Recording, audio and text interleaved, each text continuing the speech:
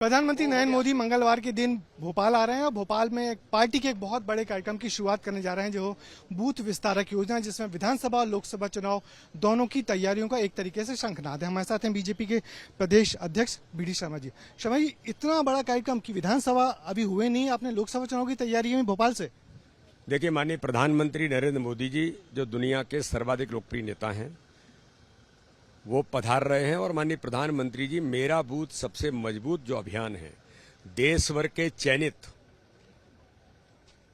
543 लोकसभाओं से सिलेक्टेड कार्यकर्ता जिन्होंने बूथ सशक्तिकरण के अभियान में महत्वपूर्ण भूमिका निभाई है, अच्छा काम किया है, ऐसे चयनित 3000 कार्यकर्ता और साथ में ही देश भर के 10 लाख बूथों पर भारतीय जनता पार्टी के उन सभी कार्यकर्ताओं को माननीय प्रधानमंत्री जी संवाद करेंगे।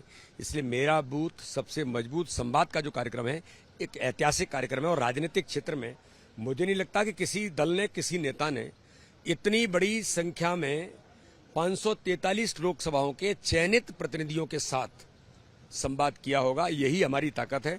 माननीय प्रधानमंत्री मोदी जी दुनिया के सर्वाधिक लोकप्रिय नेता हैं, इतने बड़े विजनरी और सशक्त व्यक्तित्व हैं, लेकिन वो बूथ जो सबसे छोटी इकाई है उससे संवाद कर रहे हैं। यही भारतीय जनता पार्टी अन्य दलों से हमें डिफर बनाती है और भारतीय जनता पार्टी ने इस दिशा में माननीय प्रधानमंत्री के नेतृत्व में जो काम है 2023 हो, 24 हो, देश के लिए हो, भारतीय जनता पार्टी माननीय प्रधानमंत्री जी कहते हैं कि हम सेवा, सुशासन और गरीब कल्याण, ये हमारा संकल्प है और इस पर जो काम कर रहे हैं तो ये भी उसका हिस्सा है। केवल चुनाव जीतना मात्र हिस्सा नहीं है, देश के लिए भारतीय जनता पार्टी, जो माननीय प्रधानमंत्री हमेशा कहते हैं देश प्रथम, तो उस नाते से कार्यकर्ताओं को ताकत देना, बूथ को सशक्त बनाना, ये इस उद्देश्य को लेकर के माननीय प्रधानमंत्री जी मध्य प्रदेश की धरती पर पधार रहे हैं। हमारा सौभाग्य है। अच्छा, फिर यहीं से ये जो कार्यकर्ता हैं यहीं से अपने जगहों पे चले भी जाएंगे जहां पे इनको भेजा जाना है? ये कार्यकर्ता 3000 जो चयनित आए हैं, जो सभी राज्यों में जहां पर उन्हें जाना है उसकी तैयारी संगठन ने की है अखिल भारतीय स्तर पर। वो सभी कार्यकर्ता 7 दिन के अल्पकालीन विस्तारक के तौर पर उन क्षेत्रों में रहेंगे और वहां भारतीय जनता पार्टी के जो काम उनके लिए तय हैं उन कामों पर वो काम करेंगे। पार्टी का इतना महत्वाकांक्षी प्रोग्राम है ये, इसके लिए भारतीय जनता पार्टी ने मध्य प्रदेश इकाई को काम दिया है, तो इसकी क्या वजह है? देखिए, मैं ऐसा मानता हूं कि पूरे देश भर के अंदर माननीय प्रधानमंत्री नरेंद्र मोदी जी, भारतीय जनता पार्टी के सम्मानीय राष्ट्रीय अध्यक्ष जी भी आज पधार रहे हैं। वो अल्पकालीन विस्तारक कार्यशाला का शुभारंभ करेंगे और जो 9 वर्ष सेवा, सुशासन, गरीब कल्याण के हैं उनकी जो प्रदर्शनी है उसका भी माननीय राष्ट्रीय अध्यक्ष जी उद्घाटन करेंगे। इसलिए मध्य प्रदेश के अंदर बूथों पर मध्य प्रदेश की भारतीय जनता पार्टी के कार्यकर्ताओं ने बड़ी अथक मेहनत की है और प्रत्येक बूथ को बूथ विस्तारक अभियान में हमने डिजिटल बनाने का काम किया, पन्ना प्रमुख से लेकर के पन्ना समिति तक। और मैं ऐसा मानता हूं कि लगभग 40 लाख कार्यकर्ता ऐसे हैं जो डिजिटली इनरोल्ड हुए हैं। माननीय प्रधानमंत्री जी 9 वर्ष के अभियान में इस डिजिटल रैली को जो संबोधित 27 तारीख को कल यहाँ करेंगे और देश भर के 10 लाख बूथों से जुड़ेंगे। इसलिए मध्य प्रदेश सेंट्रली लोकेटेड है, बूथों पर काम भी मध्य प्रदेश के अंदर बहुत बेहतर हमारे कार्यकर्ताओं ने मेहनत से किया है। तो इसलिए माननीय प्रधानमंत्री का, माननीय राष्ट्रीय अध्यक्ष जी का, अमित शाह जी का हम धन्यवाद करते हैं, उन्होंने मध्य प्रदेश को चुना। मगर ये जो कहा जा रहा है कि आपने इतना बड़ा काम किया है और मगर वहाँ विपक्षी दल के लोग हैं वो तो अभी नेता चुनने में व्यस्त हैं और बीजेपी लोकसभा चुनाव की तैयारी में जुट गई है। देखिए, बीजेपी हमेशा से इस काम में जुटी है और केवल लोकसभा चुनाव नहीं, माननीय प्रधानमंत्री जी, माननीय अमित शाह जी, माननीय नड्डा जी, हमारा जो नेतृत्व है वो लगातार इस दिशा में बूथ पर फोकस करके आज से नहीं हमेशा से काम करते आए। संगठन को कैसे समय के अनुकूल बनाना, अमित शाह जी के नेतृत्व में दुनिया का सबसे बड़ा राजनीतिक दल भारतीय जनता पार्टी बना। तकनीक से पारंगत ऑर्गेनाइजेशन कैसे बने, इसकी शुरुआत माननीय अमित जी ने की। माननीय नड्डा जी ने, उनके नेतृत्व में जो डिजिटली आज पूरे देश भर के अंदर हम इस दिशा में आगे बढ़ रहे हैं, तो आज के समय के अनुकूल कैसे ऑर्गेनाइजेशन पारंगत बने। माननीय अमित शाह जी ने हर जिले में भारतीय जनता पार्टी के कार्यालय स्थापित हो, ये संकल्प लिया था, वो पूरा हुआ। मैं ऐसा मानता हूं कि लगातार इस दिशा में संगठन जो काम करता है तो केवल चुनाव के लिए नहीं काम करता, आज देश को भारतीय जनता पार्टी की जरूरत है, क्योंकि भारतीय जनता पार्टी देश के लिए काम करती है। तो माननीय प्रधानमंत्री दुनिया के अंदर आज भारत की अर्थव्यवस्था 5वें नंबर की है, 3रे नंबर की अर्थव्यवस्था बनने की तैयारी माननीय प्रधानमंत्री मोदी जी के नेतृत्व में कर रहे हैं। दुनिया में भारत के प्रति विश्वास जगाए, हर गरीब का जीवन देश के अंदर बदला है। गरीब कल्याण की योजनाएं आज तक के इतिहास में 5 लाख रुपए हर गरीब को फ्री में इलाज कराने का अधिकार, आयुष्मान भारत कार्ड किसने सोचा था? किसने प्रधानमंत्री आवास योजना में हर गरीब को उसके सर पर छत देंगे, किसने सोचा था?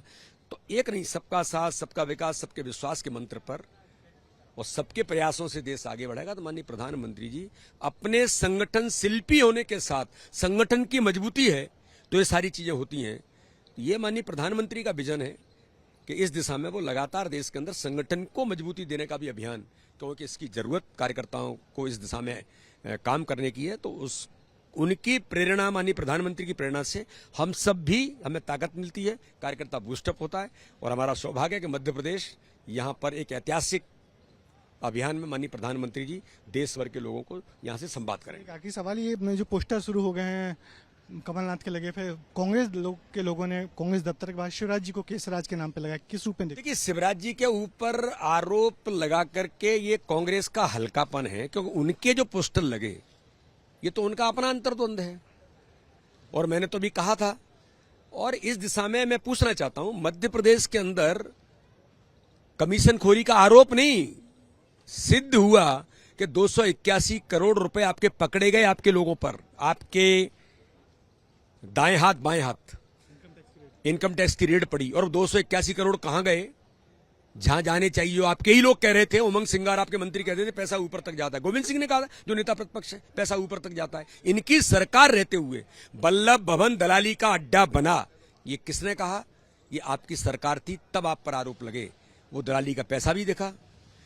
मेरे कहने का आशय यह है कि ये दलाली और ये कमीशन खोरी अगर किसी ने की तो श्रीमान बंटाढार दिग्विजय सिंह और मिस्टर कमलनाथ जी आपने की। लेकिन मध्य प्रदेश 2003 के बाद जो आपके राज्य में दिग्विजय सिंह के नेतृत्व में जो बंटाढार कहलाए, जब बीमारू राज्य था, सड़क, बिजली, पानी, दुरावस्था का दौर था, 2003 के बाद भारतीय जनता पार्टी की सरकार ने इस मध्य प्रदेश को विकसित मध्य प्रदेश बनाया।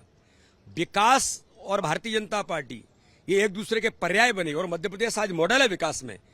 आज मैं गंभीरता से कहना चाहता हूं, लेकिन दुर्भाग्य है कि प्रतिक्रिया में, खीज में आप हमारे मुख्यमंत्री के खिलाफ इस प्रकार के पोस्टर लगा करके ये टैग आप भाजपा पर नहीं लगा सकते, क्योंकि हमने विकास किया है मध्य प्रदेश की भारतीय जनता पार्टी ने। ये कोई घमंड नहीं है, लेकिन हाँ, हमने विकास किया है, भारतीय जनता पार्टी की सरकार ने किया है, हमारे मुख्यमंत्री ने किया है। और मैं ऐसा मानता हूं, ये जो आपके पोस्टर हैं जिस दीवार पर लगाए, वो विकास की दीवार भारतीय जनता पार्टी ने खड़ी की है। ये पोस्टर मलिन हो गए और ये पोस्टरों की चमक आपकी खत्म हो गई जो आप लगाना चाहते थे। जनता मध्य प्रदेश की भारतीय जनता पार्टी को, हमारे नेतृत्व को जानती है कि उन्होंने विकास मध्य प्रदेश के अंदर भाजपा ने किस तरह किया है। ये थे वीडी समय, जिनका कहना है कि पोस्टर की जो राजनीति हो रही वो बेहद गलत है और शिवराज पे आरोप लगाए नहीं जा सकते। मगर एक बड़ा प्रोग्राम कार्यकर्ता आधारित वो शुरू होने वाला है भोपाल से, जिसकी पूरी तैयारी इस मोतीलाल नेहरू स्टेडियम में हो चुकी है। करण हमें देशमुख के साथ ब्रजेश राजपूत, एबीपी न्यूज, भोपाल।